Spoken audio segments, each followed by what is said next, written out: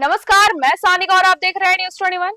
धोला नाडा स्थित भूमिया जी गौशाला सेवा संस्था की कार्यकारिणी टीम ने न्यूज़ 21 के वरिष्ठ संवाददाता सुनील खींची और कैमरामैन प्रभु सिंह के साथ विशेष बातचीत में गौशाला की समस्याओं और विकास कार्यों पर चर्चा की। समिति के अध्यक्ष खुमाराम सहारण, कोषाध्यक्ष रमेश सुथार, सचिव जोगाराम गोदारा, समस्त ग्रामवासी और सहित गौ भक्तों ने सरकार से गौशाला को हाईटेक व आत्मनिर्भर बनाने और भूमि का पट्टा जारी करने की मांग करते हुए मुख्यमंत्री भजनलाल शर्मा से आग्रह किया कि कांग्रेस सरकार के समय मिल रहे 9 महीने के अनुदान को बढ़ाकर इस बार भाजपा सरकार 12 महीने का करे, ताकि गौवंश के लिए हरे चारे की समस्या ना रहे। ग्रामीणों ने बताया कि गौशाला में निर्माण कार्य जारी है और भामा शाहू का अच्छा सहयोग मिल रहा है। कैमरामैन प्रभु सिंह के साथ न्यूज़ 21 के लिए वरिष्ठ संवाददाता सुनील खींची की ये विशेष रिपोर्ट। नमस्कार दोस्तों, आप देख रहे हैं न्यूज़ 21 और मैं आपके साथ सुनील खींची। दोस्तों, आपको पता है हम इस क्षेत्र की तमाम गौशालाओं का, हर डिपार्टमेंट का मुद्दा छोड़ के हम गौशालाओं से संबंधित मुद्दे, मसले और समस्याओं को कवरेज कर रहे हैं। और बात करें कि आज हम भूमिया जी गौशाला समिति के अंदर है और हमारे साथ जो अध्यक्ष साहब जुड़े हैं वो परीक्षा के मुताबिक नहीं है, तो उनसे खास बातचीत करते हैं कि इस गौशाला में कब से रजिस्ट्रेशन हुआ है, अनुदान आ रहा है या नहीं आ रहा है, और बात करें गौवंश किस प्रकार यहाँ सेवा हो रही है। हमारे साथ खुमाराम जी सारण जुड़े हुए हैं, उनसे खास बातचीत करते हैं। सर, पहले तो हमारे चैनल में आपका बहुत बहुत स्वागत है। बहुत बहुत स्वागत। Thank you. आपको बहुत बहुत धन्यवाद। आप गौशाला के प्रति हमारे को मैसेज आपने किया है। आप गौशाला के अंदर आओ और आपकी समस्या सुनते हैं। आपकी 20 न्यूज है नहीं, वो 21 उसमें आपको बहुत बहुत धन्यवाद। Thank you. और सर को भी बहुत बहुत नमस्कार। नमस्कार। सर, हमारे 2023 के अंदर ये गौशाला रजिस्ट्रेशन हुआ, उसके बाद में अभी तक राज्य से हमारे को कोई अनुदान नहीं आया है। ठीक है। पहले तो मैं धन्यवाद देता हूँ हमारे गांव के भामाशाहों को, जो 3 साल से सहयोग कर रहे हैं। अभी भी जब हमारे को जरूरत पड़ती है, भामाशाह को मैसेज करते हैं अपनी गौशाला उसकी जरूरत है, तो भामाशाह हमारी एक आवाज पर तत्पर रहते हैं। और राज्य की तरफ से अभी तक 1 रुपया भी हमारे नहीं आया है। ये पहली समस्या है। ठीक है। और जो राज्य अनुदान देती है तो छोटे का 22 रुपये और बड़े का 44 रुपये।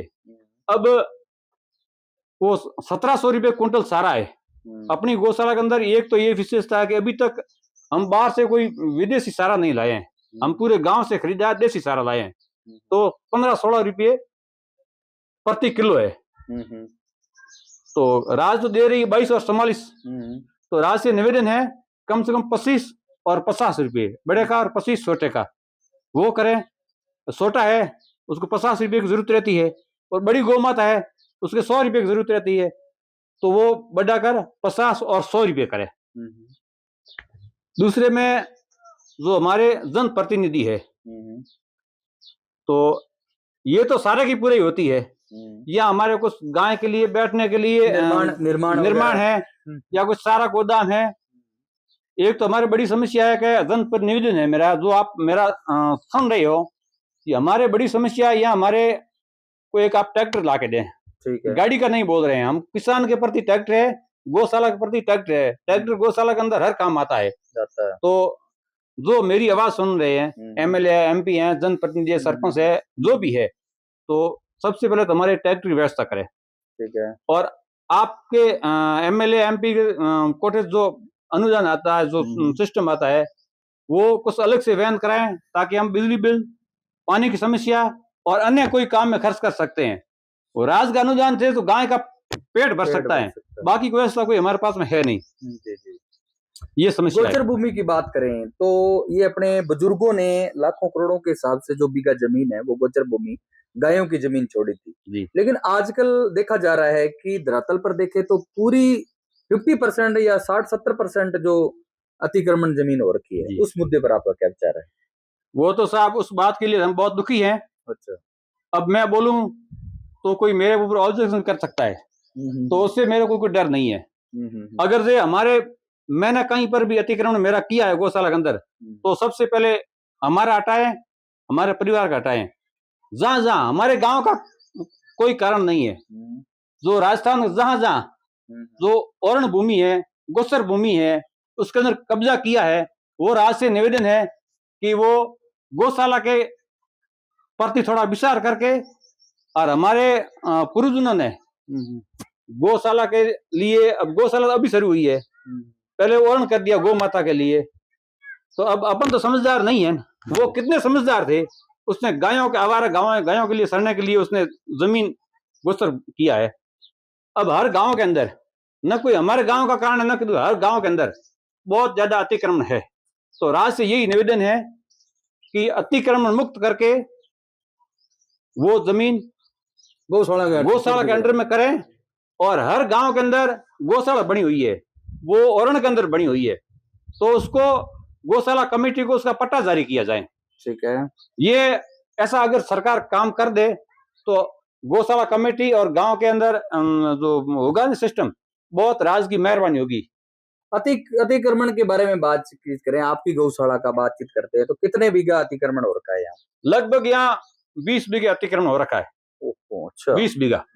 तो उनके लिए आपने कोई प्रावधान की कलेक्टर साहब से या तहसीलदार से मिले नहीं कि गोचर भूमि मुक्त की जाए? वो थोड़ा बहुत हम तहसीलदार तक गए हैं, अभी कोई नया अतिक्रमण, पहले तो कई सालों से था अतिक्रमण, वो तो उसने बेसमझ से कर लिया होगा। अच्छा। अभी वो रुके नहीं है, अभी नए कर रहे हैं। अच्छा, होता जा रहे हैं। तो मैंने जो गौशाला के प्रति गांव वालों ने दर्जा दिया है, उस हिसाब से मैंने उसको समझाइश की, भाई वो पहले तो करने वाले कर दिए, अब आप समझदार हो, आप गौशाला के गौसर के अंदर आप अतिक्रमण मत करो। तो उसने जबरदस्ती अतिक्रमण किया और वो रुके नहीं। बाद में पटवारी तहसीलदार को ज्ञापन दिया, हम तो कोई आश्वासन नहीं मिला। हम तो यहाँ तक हमारी दौड़ है, आगे तो मैं कहाँ जाना है क्या नहीं करना मैं तो जानता नहीं। तहसीलदार जी को आपने विज्ञापन दिया है, तो उसके बाद में वो विज्ञापन का आपको कोई आश्वासन नहीं मिला? उसको वो आम सूचना का नोटिस लगवा दिया, जहाँ जहाँ अतिक्रमण है। उसके बाद में वो क्या करेंगे क्या नहीं करेंगे, अभी प्रक्रिया चालू नहीं हुई है। हाँ, वो तो मेरे को जानकारी में है नहीं। मैं तो गाँव वालों से यही निवेदन करता हूँ, कोई गांव में हो आप अतिक्रमण मुक्त करो, वो गोचर भूमि के अंदर आप हिस्सा मत लो। दोस्तों, ये पूरे राजस्थान की गौशालाओं का बड़ा एक विचित्र मामला है, और इस पे सरकार की पहले कुछ समय पहले ये कुछ प्रतिक्रिया भी आई थी, लेकिन उसके बाद में अभी तक कोई ऐसी अपडेट या ऐसा कुछ अभी सिस्टम नहीं सुनने को मिला है कि जो गोचर भूमि थी उसको अतिक्रमण मुक्त करके वो जमीन गौशालाओं के हैंडओवर करे और गौशालाओं को पट्टे का प्रावधान करे। ये पूरे भारतवर्ष और पूरे राजस्थान के अंदर जितनी भी गौशालाएं हैं, कम से कम 99% गौशालाएं हैं, उसका ये मामला काफी गंभीरता दिखाई दे रहा है। क्योंकि ये जो गायों की जमीन है, ये अपने बुजुर्गों ने लाखों करोड़ों के हिसाब से इस बीघे जमीन है उन्होंने गायों के लिए छोड़ी थी, लेकिन उस पे अतिक्रमण 99% गौशाला में अतिक्रमण हो रखा है। तो ये अतिक्रमण मुक्त और वो जमीन गौशालाओं के हैंडओवर करो, और गौशालाओं को आत्मनिर्भर बनाने के लिए भी सरकार कुछ अलग से योजनाएं लागू की जाए। आत्मनिर्भर के लिए जैसे गोबर गैस है, वो तो सब सरकार के हाथ में है। तो जैसे ये गोबर गैस का प्लांट बना दे तो उससे भी हमारा कुछ गौ माता के लिए कुछ जुगाड़ हो जाए। और एक वो आ रहा है केंचुआ खाद का, नस्ल सुधार पे ध्यान हो, नस्ल सुधार पे, और गोमूत्र का भी एक प्लांट आ रहा है। हाँ। जो अगर ये सरकार चाहे तो गोबर गैस का प्लांट लगा दे, तो गोमूत्र का प्लांट लगा दे, तो उसमें काफी हमारे को राहत मिलेगी। चिकित्सा की क्या व्यवस्था है, एलएस की या पशु चिकित्सालय? वो तो राज्य का 1-2 कर्मचारी है, तो यहाँ उसको रहने के लिए कुछ व्यवस्था है नहीं। ठीक है, जब भी हमारे जरूरत पड़ती है कॉल करते हैं, आ जाते हैं, तो आ जाते हैं। और एक उससे बड़ा मुद्दा है, जो अब आवारा पशु रोडों पे बहुत घूमते हैं, एक्सीडेंट होने के चांस भी बढ़ते हैं, और वहां इतना एक्सीडेंट होता है। तो हमारे गांव के अंदर मेरे को सूचना मिलती है ना, तो मैं देखता हूँ, मेरे को बहुत दुख होता है। तो कभी कभी हम उसकी हेल्प करने के लिए जाते हैं, तो हम हेल्प क्या करें, यहाँ छोटे डॉक्टर उसके पास व्यवस्था है नहीं, और कहीं बाहर लेकर जाएं तो हमारे को बोलते हैं हम रसीद कटवाओ, पैसे दो, अनुदान आता नहीं है, और हमारे को गाड़ी ले जानी पड़ती है पर्सनल। तो वो भामा को कॉल करते हैं, भाई इस बैल को कहीं व्यवस्था करनी है, तो हम गाड़ी से वहां पहुंचा सकते हैं, इतनी हेल्प कर सकते हैं। तो वो भी राज्य से निवेदन है, कोई ऐसा अलग से फंड हो जो आपके गांव के आवारा पशु के लिए जो ऐसा हमारे को दे दें, तो आवारा पशु के लिए हम व्यवस्था कर सकें। ये भी हमारा राज्य से निवेदन है। लगातार दोस्तों आपको हम गौशाला से संबंधित अपडेट डाल रहे हैं कि गौशालाओं में किस प्रकार की स्थितियां हैं, किस प्रकार मुद्दे मसले और क्या व्यवस्थाएं हैं। इस गौशाला का पूरा हम स्ट्रक्चर हम दिखाएंगे आपको कि यहाँ पेयजल की व्यवस्था किस प्रकार है, चारे की व्यवस्था किस प्रकार है, या अन्य योजनाएं पेयजल की व्यवस्था किस प्रकार है। पूरा लाइक करें, कमेंट करें, शेयर करें। थैंक यू, जय हिंद। हम तो हमारे गांव में बैठे, आप इतनी दूर से आकर हमारी समस्या का समाधान किया और सुनी है। मेरे को विश्वास है आप हमारी सुनी नहीं है, आप हमारी समस्या का समाधान करेंगे। बहुत बहुत धन्यवाद आपको।